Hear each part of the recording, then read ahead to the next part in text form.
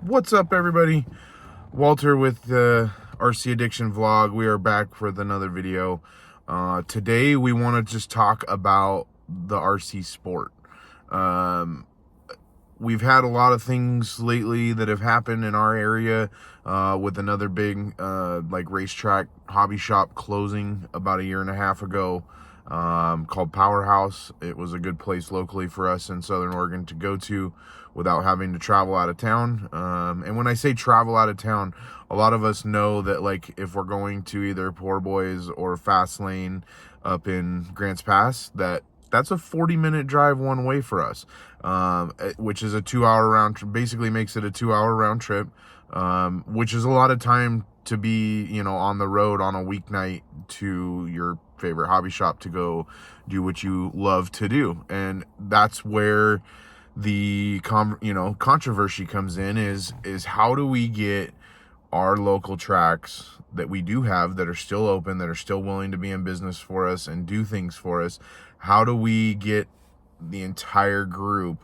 to understand that it's not just about one version of the sport, that there are thousands of versions of RC, crawling, slot car, buggy racing, monster truck, mini Z's, Euro truck, Mud Boss, the circle track stuff is huge.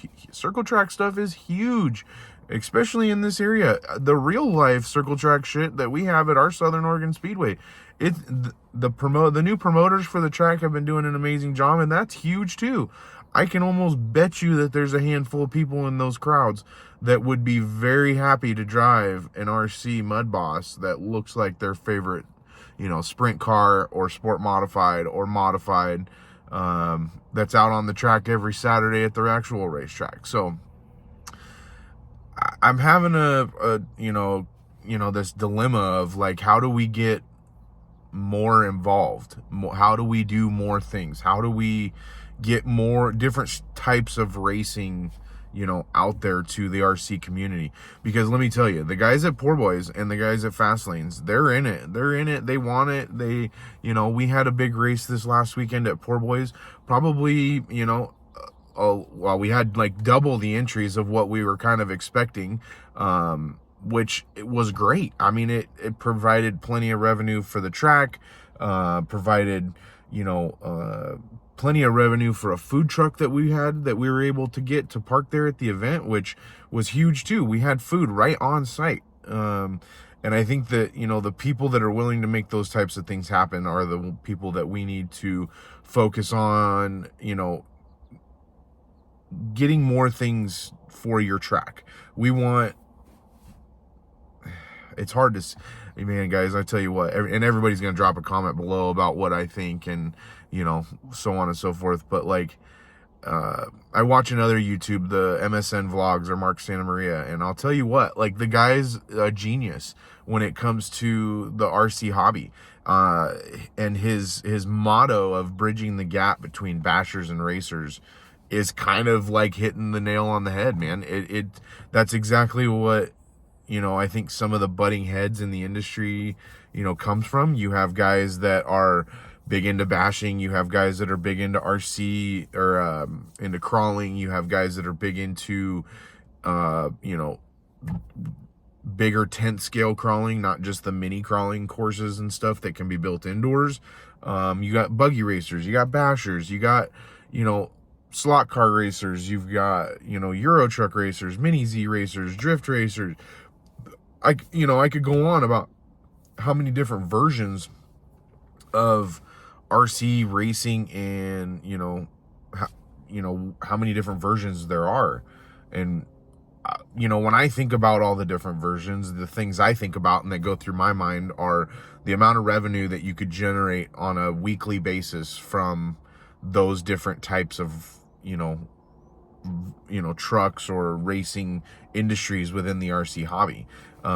And I feel like that most of the tracks that we, go to locally, or even the ones that we've been to out of town, Superior RC, RC Plus, these tracks are, they're set up to do multiple versions of the RC hobby, from sprint car or circle track, or oval, excuse me, not circle track, whatever. I'll probably get hated on for that, saying that, but for doing oval, drift, buggy, carpet racing, and all the versions of buggy racing that there are, you know, in the different classes.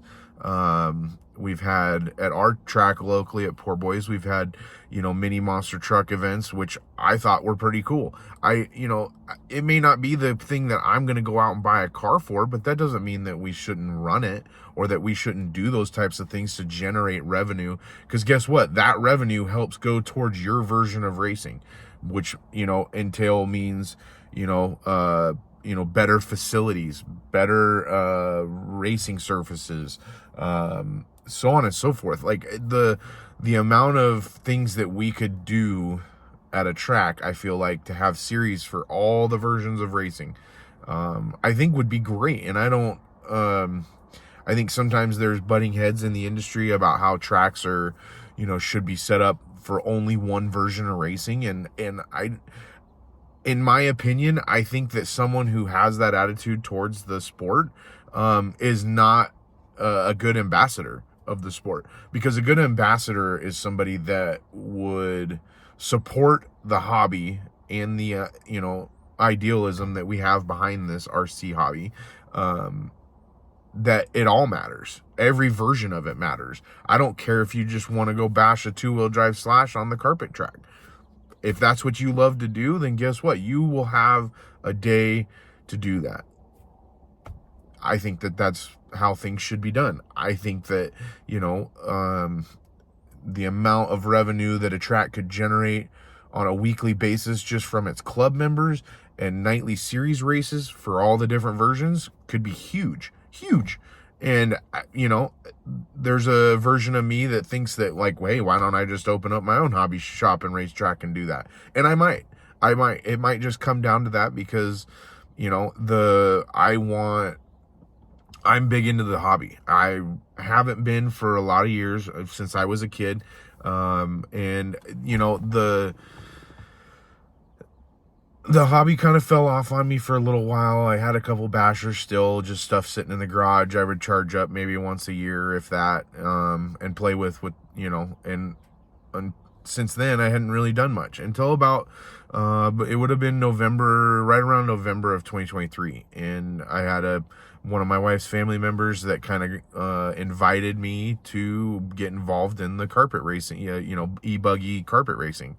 And, you know, I thought, well, we'll give it a shot. It's, at the end of the day, RC stuff is, you know, a pretty good investment. Usually if you need to get out of the sport, or that version of it, you can sell what you have and in the, you know, marketplace, and, you know, get some of your money back. So I wasn't too concerned about the initial investment of buying a car and getting into it. But let me tell you, after, you know, now we're into almost May of 24, so almost 6 months, and I've literally just fell in love with it. And I don't, you know, and that's, you know, no exaggeration whatsoever as far as that goes, because the sport is super inviting. And I don't know, like, it's hard to explain this as a beginner. I haven't been a beginner in many things like this, or any kind of sport like this, in my life in a long time. I grew up riding dirt bikes, and I grew up wakeboarding and water skiing, and I was never a beginner in those sports because I've done them my whole life. You know, my dirt bike riding, I'm definitely not a pro, but I'm definitely no slouch on a dirt bike. And I count that to the many years of practice and racing and riding with my friends that helped teach me how to be a good dirt bike rider. Same thing with my wakeboarding. I started when I was, you know, a wee little kid, and you know, to this day, even after probably not doing it for 10 years, I could strap one on and strap a, you know, wakeboard on and do all the same stuff, just because it's like riding a bike. As soon as you get back on it, your muscle memory comes back.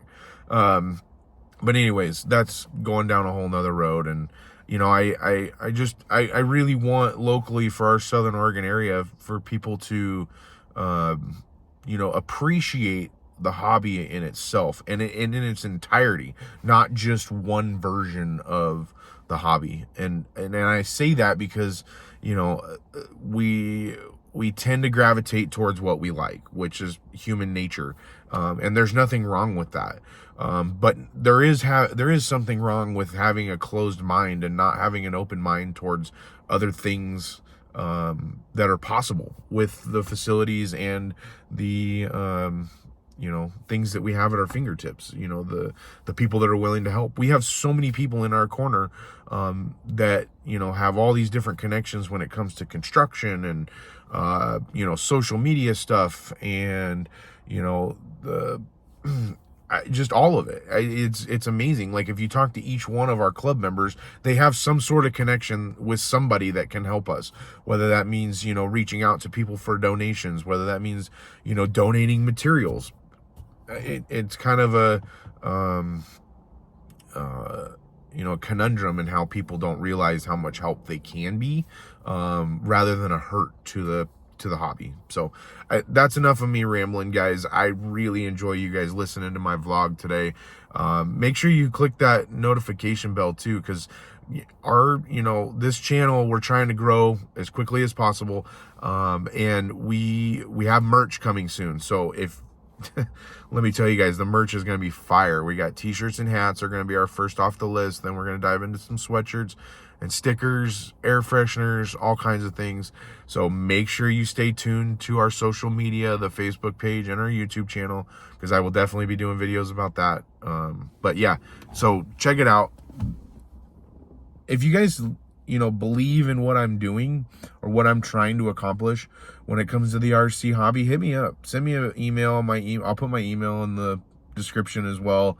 And if you are one of my followers or subscribers and listeners, and you guys feel the same way, get a hold of me. Let's figure something out. I've actually been in contact with a few different empty buildings that are for lease currently, and I personally don't think it's that far out of reach, and someone else can correct me if I'm wrong. I mean, I've been involved in small businesses my whole life. My parents ran a small business for years. I've seen how it's done. I feel like I can do it, especially with the people that I know I can put in my corner to do that. So if you guys are listening and you are in the area and you guys want to help, man, reach out. We are looking for donations. We are looking for any kind of support and help that we can get to try and keep this hobby growing in this area. Because trust me, we saw it last weekend at our big race,